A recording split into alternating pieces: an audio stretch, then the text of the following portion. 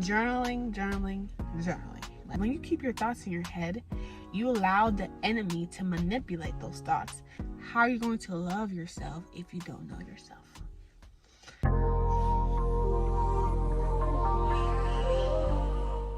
It's Alia Naomi, and welcome back to my channel.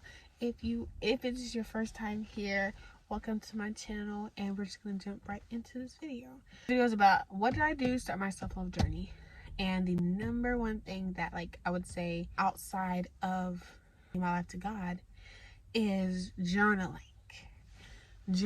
Okay? Journaling. Like, I am a big advocate for journaling, okay? I journal as if I'm praying to God. So it's me physically writing out my prayers. I would sometimes, not all the time, sometimes read them out loud, just because there's power in your tongue, right? But honestly, still writing them down got the job done for me. God still hears prayers because he's in my thoughts. You know, he's in my heart. So he still knows them. A lot of people don't do this. A lot of people don't like to do this. Some people are very uncomfortable sitting with themselves. So there were times where I would turn everything off, put my phone down, turn the light off sometimes, and just sit and think. That's kind of when I realized that sitting with yourself allows you to be more self-aware. Self-aware kind of gives you more of a direction of who you are and what you're feeling. Because a lot of times most people can't effectively start their self-love journey if they are not self-aware. How are you going to love yourself if you don't know yourself? Yeah, in my case, to know what to ask God for, or to go to God about. If I wasn't aware that I was very insecure with myself, I wouldn't have been able to go to God and say, God, I'm insecure. Because at one point in time, I actually thought I was very confident in myself. You know, I don't think I was necessarily lying to myself, but I was confident in certain areas, but not confident in others. If I don't know that I have a pride issue, I won't be able to go to God and ask him to help me with pride. If you're trying to get to the root of things, the root, not identifying the problem, try to identify the root, where it came from, the reason why you feel this way, because there's always a reason why to everything. And being your thoughts, it's going to be like an overload. Like, you're not going to be able to handle it. Your brain's not going to be able to handle it. You're going to become very stressed out. You're going to become very overwhelmed because all of it is in your mind. And I don't know about you, but my mind cannot handle all that. My mind just can't handle it. So journaling is really what helped me get those thoughts out of my head.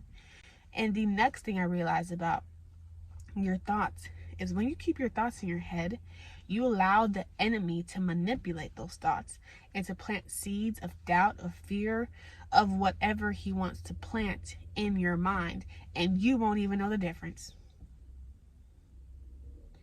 You won't know the difference because you're sitting in your thoughts and you think all your thoughts are yours. They become so subtle. I'm sorry, y'all. This person. What are you doing? Oh, Lord Jesus. Ooh. Anyways, the enemy is so subtle with it. You won't even know that he's dropping them in your mind because they're so subtle. You know what I'm saying? When you are writing down your thoughts, you're able to see the thoughts that you have in your head. When you're just sitting with your thoughts and it's just in your mind, you think everything is yours. You know what I'm saying? And I'll say the last thing about being self-aware and reading your word and going to God with these things, you know what is not of God and you know what it is of God, you know, and you're able to rebuke the things that you were thinking that are not of God. So again, with the thoughts being your mind, when they're just in your mind, sometimes you don't know which thoughts are your thoughts because they can be very subtle.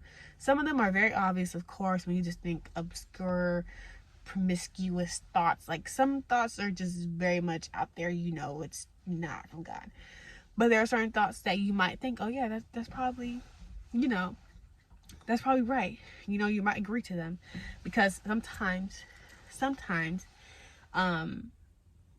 I would say there are certain truths to some of those thoughts, but because how the enemy works, he likes to twist things around that they're really lies, but you would think they're true. I just want to encourage you. This is not going to be a long video at all. But I just encourage you to start. You know, sometimes in the way that I did it, I did not rely on my own strength to understand certain things that I was going through. Like I said, I prayed to God. Me journaling is a way for me to pray to God. It was not a way for me to necessarily dig within myself, because there are literal days where I would journal, I would write about something, I would express myself, and I would stop, and it's like God would say something that's like, oh, like that's what it is, you know, or he answers something, or he confirms something, or he speaks to and he gives life to the things that I was already writing down in the midst of me writing. I think that's really what set my self-love journey off. Journaling and getting in that word and talking to God. We can get very comfortable with where we are, right? And you just have to want it. And not even wanting it. Wanting it sometimes is not enough. Okay, like let's talk about that. Sometimes wanting it is not enough. You have to actually physically go and get it.